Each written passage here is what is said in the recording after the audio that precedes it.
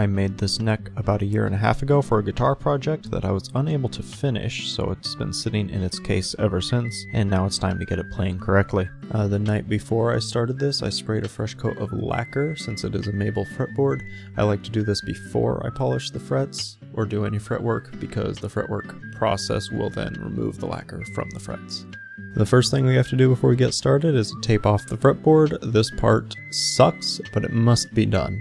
Here I'm kind of experimenting with a tool idea. I've rammed a bunch of toothpicks into this 2x2, and the idea is that it will give me nice spacing to cut the tape. This first prototype doesn't work very well, but I think if I switch to popsicle sticks or dowels, it would be much more effective.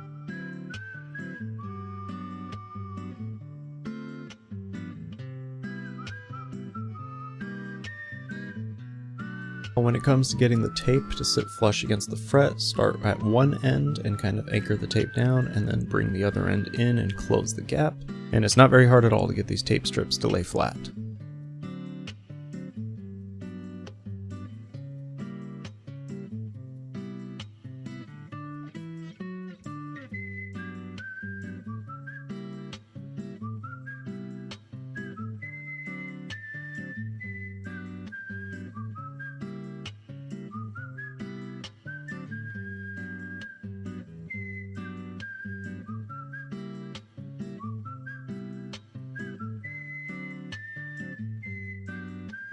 You might notice that as I'm taping off the frets, I am not pushing the ends of the tape down, I'm letting them float.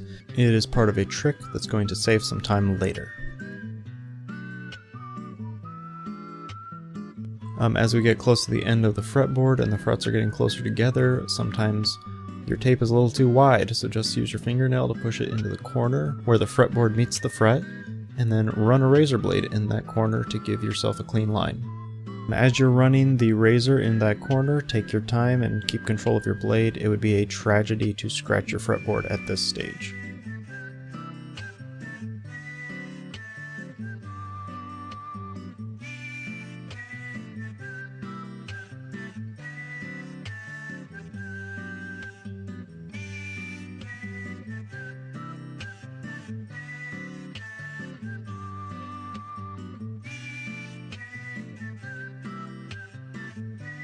Okay, now that all the tape is on the fretboard, we're going to go ahead and flip it over so that the sticky side of those loose ends are facing up, and we are going to lay another strip of tape across all of those loose ends. If I remember correctly, when I first did this neck, I polished it to either 1500 grit or 2000 grit, so we're going to start at 1000 grit for this repolish. And the first thing I'm going to do is take the sandpaper and put it into this drywall sanding sponge, and that's going to let it contour over the edges and kind of have a more gentle cut. And we're just going to wipe the fretboard up and down a little bit. This is the tool we're going to be using. This is just some scrap from my laser cutter that I've used a file to notch, and I'll be using that to kind of contour around the sides of the fret so that we can polish not just the top crown of the fret, but also sort of the edges of it as well. So I grip some sandpaper around that little piece of scrap and I start scrubbing. Just scrub back and forth on the frets, try to get the full length of each fret. With 1000 grit, it's very unlikely you're going to change the actual level of the frets at this point. Feel free to work it as much as you feel like you have to.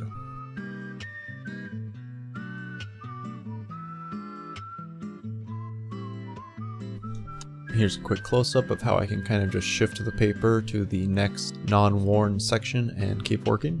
Fret polishing is one of the parts of guitar building that isn't particularly fun, but the end result is well worth the effort. Just throw on something entertaining and the job will be done before you know it.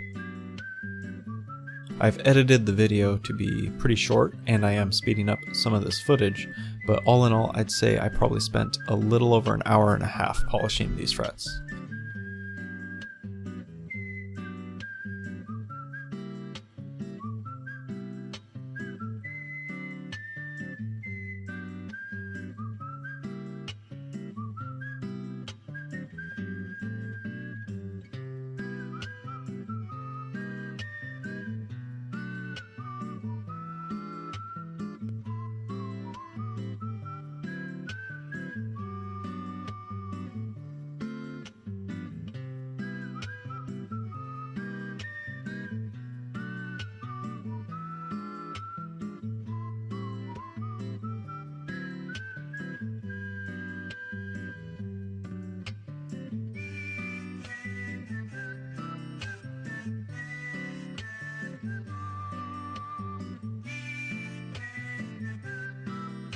You can see we're getting to a more uniform shine, and that's exactly what we want.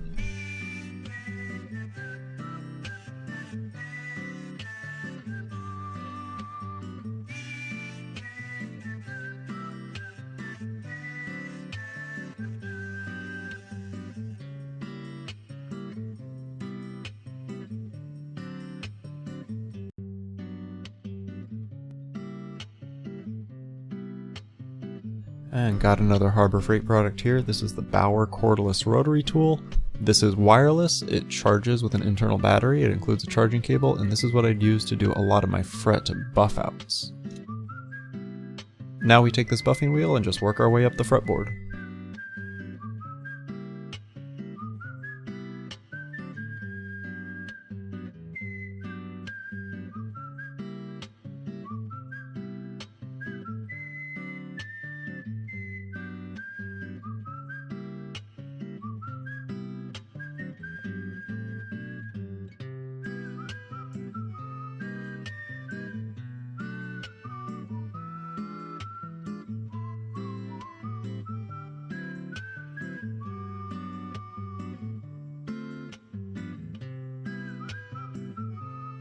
You might notice as I go through this polishing process that I am skipping the 0 fret, just there next to the nut.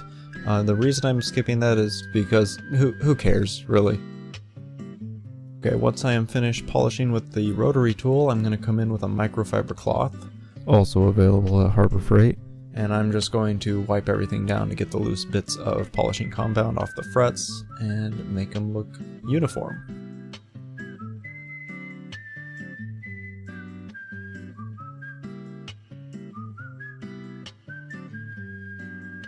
Just a quick inspection to make sure everything is looking nice and shiny, and it looks great to me.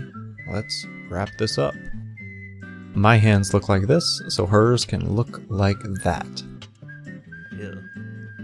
And now for the satisfying cheese pull. This is why we laid down the tape the way we did.